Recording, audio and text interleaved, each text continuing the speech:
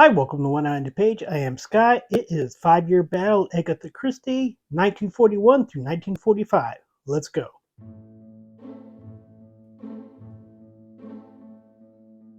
As I mentioned in the last video, Agatha Christie wrote a lot of Hercule Poirot books up until, 1942. So we're still going to get some Poirot books.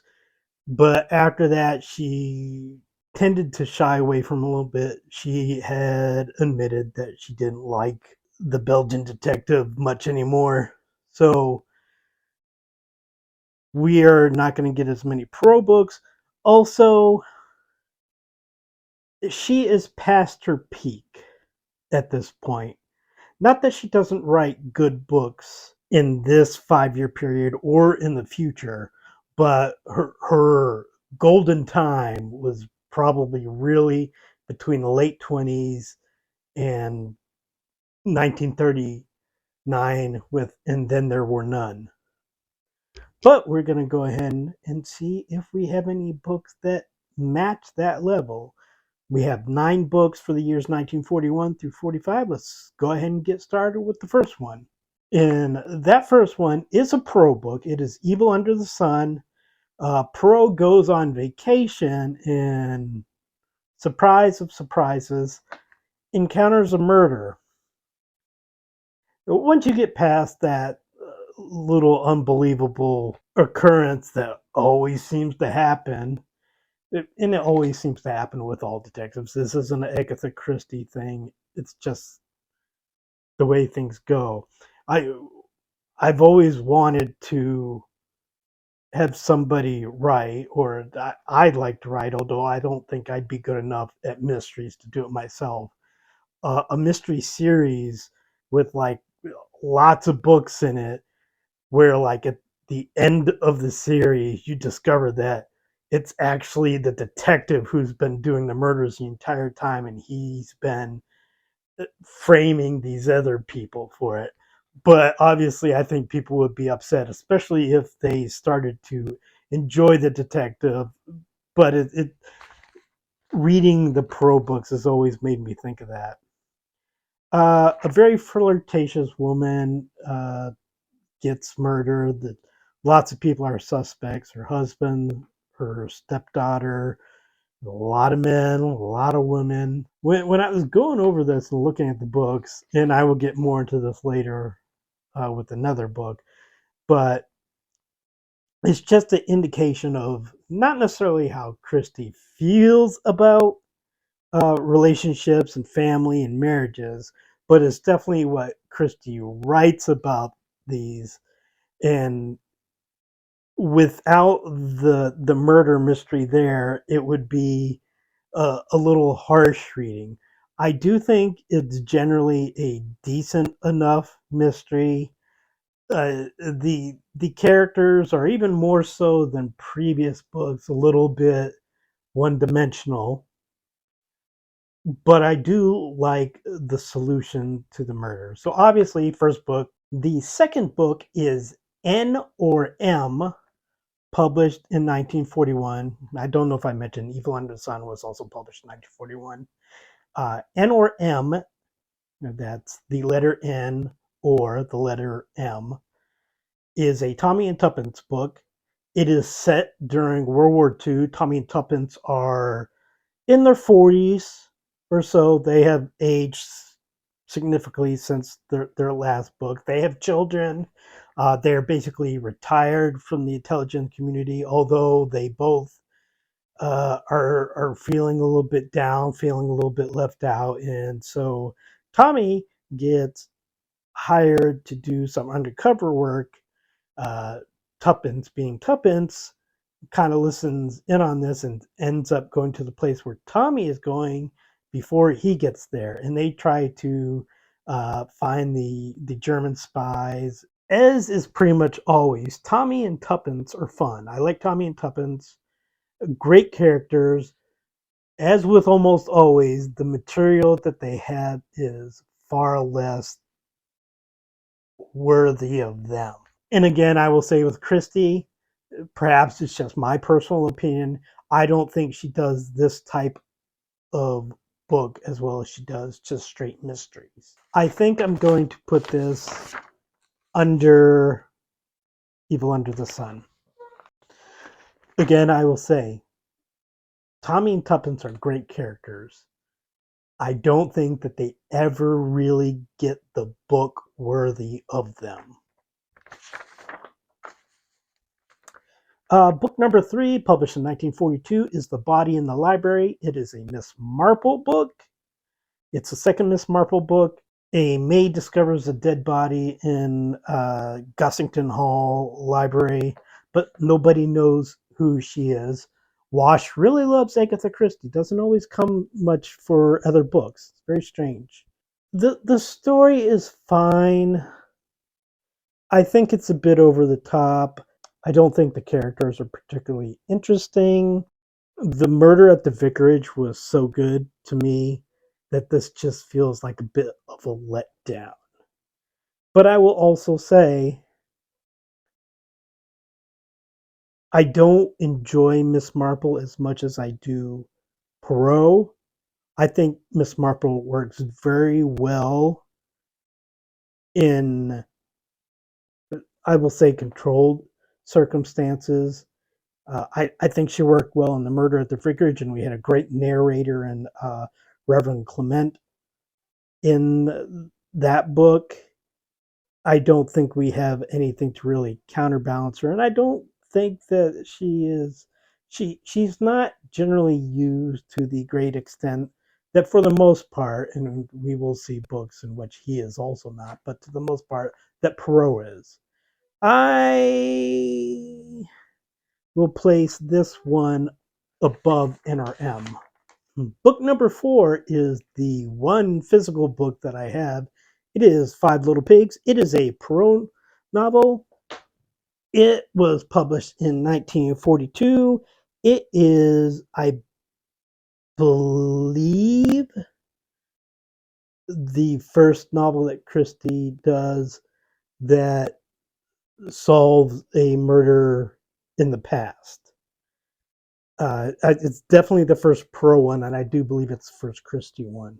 Basically, a daughter comes to Perot, wants to clear her mother's name because she's getting married, and she wants to let her fiance know that, I guess, murder isn't in the blood. And Perot takes it on, and he basically interviews 5 people who were there when the father, who is an artist, was poisoned and killed. These 5 people are the 5 little pigs. There's a reason for it that we're up with the nursery rhyme, but it's completely it doesn't matter. I think that part is silly, but I think the book overall is very good. I like the flashbacks. The flashbacks work. Uh, the characters, who, like many Agatha Christie characters, aren't likable, I think are still written well, are somewhat sympathetic. I can empathize with them some. Even the artist, who is a huge jackass. And I like the solution, and I won't obviously spoil the solution, but I like the solution for what it didn't do, which once you read it, you'll see. I am going to put this at number 1 for right now. Book number 5, published in 1943, is The Moving Finger. It is a Miss Marple book, sort of. She's very limited in this one. I think right now, because we've only done 3 books, and I believe there are 13 Miss Marple books. I believe that at least a dozen. I know that there are that many Miss Marple books. I think there are some very good Miss Marple books. I just think we started with The Murder at the Vicarage was good, and so far we've declined with each book. That's going to change, but not yet. Uh, Basically, somebody is sending anonymous letters to people in the village accusing them of things. There are deaths that are, the first one at least is assumed to be done by the person dead. I don't know if YouTube will strike me for anything. And I don't really like the book. It's eh eh. I'm going to put this above NRM. No, below NRM. So there is a Tommy Tuppence books that's not at the bottom. Book number 6 is our first non-series book of this 5-year period. It is Towards Zero, published in 1944. I say non-series, but it does feature Superintendent Battle. This is the last book that he will be in. I kind of like Superintendent Battle because he's he's just there to solve the crime. He doesn't really he's not a personality like Poirot, and to a large extent Miss Marple is. So I enjoyed him, but this is the last time we'll see him, at least in a novel. He may appear in a short story somewhere down the road. A tennis star, Neville Strange, brings his wife and his former wife to visit Lady Tressilian. Mr. Travers, a former solicitor, tells a tale about a child who killed another with a bow and arrow, apparently an accident, and this child had a distinct feature. The next day, Mr. Travers is found dead, supposedly of a heart attack, and then a few days later, Lady Tressilian is found murdered. There are some sympathetic characters in here, some characters that I like reading, and they're kind of, and I apologize because I've forgotten their names, but it's a man who does a man who's looking to end things, and a woman, and they basically kind of act as detectives for Battle, or at least the man does mostly. And I like those characters, but I think otherwise the book is just scattered. And the murderer, there's really no question about it. You know who it is. And yeah, I'm going to actually rank this. Ooh, this one's close. Below the moving finger or above the moving finger? This is almost because I like a couple of the characters more, and I like Superintendent Battle. I'm going to put it just above the moving finger. Oh, I do. I do have another Agatha Christie book. I have forgotten about it. I actually just finished reading this yesterday. It is 1944's Absent in the Spring, written as Mary Westmacott. Whew. This is the third Mary Westmacott book, and the third one that I've read also. I have already started the next one in preparation for next week's, I believe, 5-year battle. I don't like Mary Westmacott novels. There's a sameness about them. This one's a little bit different. Basically, a woman uh, has traveled to visit her daughter. I think in Iraq. I've forgotten what country because it doesn't matter. And her train basically gets delayed, and she has to basically stay at a way station for a few days. While she's at the way station, she thinks about her life. Oh, goody! Flashbacks. Never seen that in a Mary Westmacott novel before. But at least we don't spend. I don't think any time of her as a child. What? Thank you, because that's boring. Not that this is much better. Uh,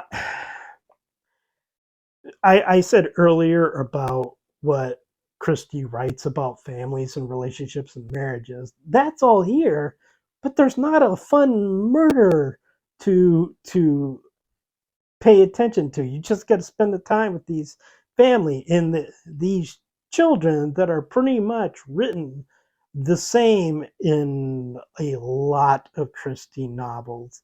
Even a novel in which the child is fond of her parent, like in Curtain, that same type of character is in here, and I find it extremely boring. And the endings aren't all the same in Mary Westmacott novels, but you almost always know what they're going to be. I'm reading the next one. I'm one chapter in. Well, I do know what it's going to be because it's actually set in, I believe, the 1940s. And in the second chapter, we're doing a flashback. Woo, that's new. So yeah, this is at the bottom. I don't like Mary Westmacott books. I'm waiting for one of them to surprise me, for me to say, "Oh yeah, no, that one's actually good." I don't think it's going to happen. Next, number 8 is Death Comes at the End, published in 1945. Not only not a series book, it's not even set in this millennium. Millennia. It's not set AD, it's set BC. It is 2000 BC Egypt. Um, Characters who I will not insult you by trying to pronounce names, except Imhotep. That one's pretty easy for me to say. And there's nothing wrong with the names, just I'm not good at saying words well. Uh, he is a mortuary priest. He brings home a new wife that really puts all the kids out of sorts. Imhotep says he may disown his sons. The new wife is murdered. And then more people are killed. There's a lot of dead bodies in this one. There are all the things that I said about families and relationships and marriages in this one, but in this one it works. One, oh, there's a murder mystery. So that helps. If you do it along with the murder mystery, it works. It makes sense. It's like, yeah, these people are all screwed up. Somebody died. Well, yeah, these people are all screwed up. Let's figure out who did it. I really love who the murder turned out to be. I appreciated the steps from who that person is at the beginning of the book to who that person is at the end of the book. Mm. The only other thing I will say, and it's not really a complaint, it's just, yeah, this is Agatha Christie, is a woman has to decide between marrying a handsome man who is roughly her age and a much older man. It's an Agatha Christie book. Who do you think she marries? But um, I think that I'm actually going to put this at the top. I just really enjoyed it. I enjoyed Five Little Pigs, but I don't know that Death Comes at the End is actually better than Five Little Pigs. But Five Little Pigs is Perot, and there's a lot of the same Perot things that you get. And this is just completely different, and I think that is what puts it over the top for me. Not making this easy for me, brother. And book number 9 is Sparkling Cyanide, published in 1945. This is, well, I wouldn't say it's a Colonel Race book, but it has an appearance by Colonel Race. it is his last appearance. The novel is an expansion of the short story Yellow Iris, which was a Poirot short story. I think that dings it a little bit for me knowing that it was a Poirot one and then they took Poirot out for whatever reason. I don't know why she did that, but she did. But some people are at a restaurant. One of them, Rosemary Barton, dies, and it is ruled self-inflicted. Uh, George, her husband, begins to receive anonymous messages that she was actually murdered, and he decides to repeat the dinner to possibly out the murderer, but he ends up dying in the same way. This one kind of stands out to me for a little bit of, I will just say, the Neanderthal like approach to many of the men in this novel. You know, Agatha Christie, big strong man, women need help kind of thing. Okay, it's a little over the top. I still like it. I like the main female character at the beginning.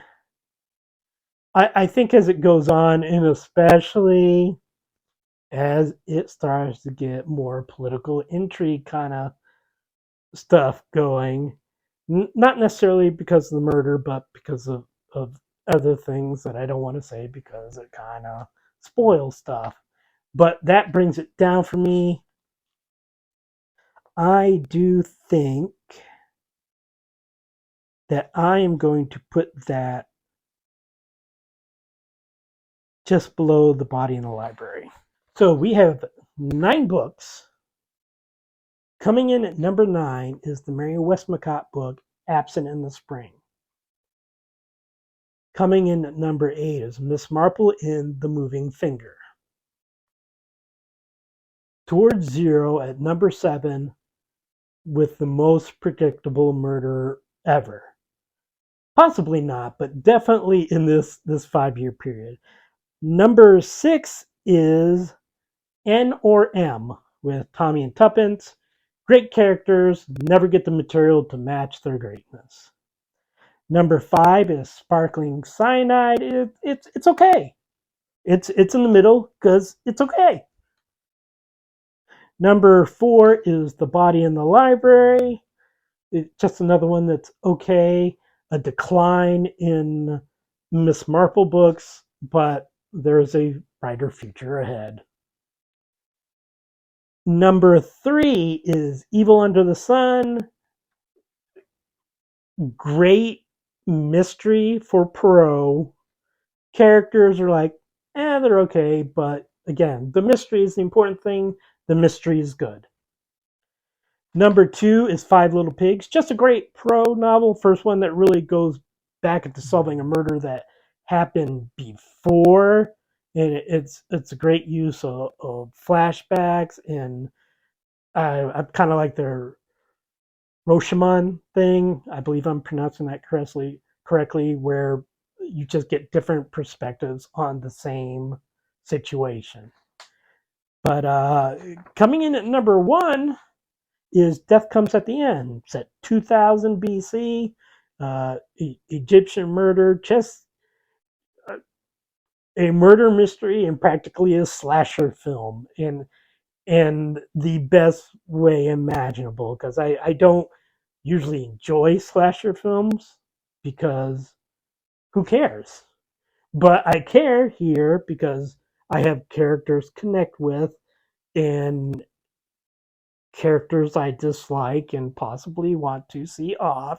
And sometimes they are, sometimes they aren't. And a murderer that I didn't see coming. And when I reread it, and I do know who's coming, it still reads great. And I'm trying to see the little things that point to that person. So that is 1941 through 1945. Next time we do 1946 through 1950. Fewer books, just 8 books next time. But a few more pro. another Mary Westmacott, and some short story collections. So please like and subscribe, leave some comments, and I will talk to you next time.